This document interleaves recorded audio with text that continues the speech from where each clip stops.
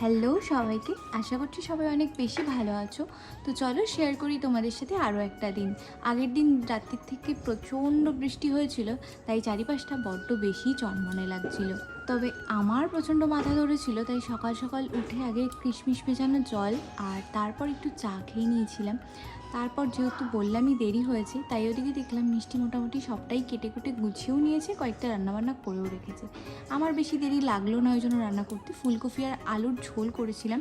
জানি না এটা কেমন খেতে হবে আর কি, গরমকালে তো ফুলকপি খেতে সেভাবে ভালো লাগে না, তবে বাবা যেহেতু নিয়ে এসেছিলো তাই রান্না করা হয়েছিল। আর তারপর আমি ব্রেকফাস্টটা করে নিয়েছিলাম।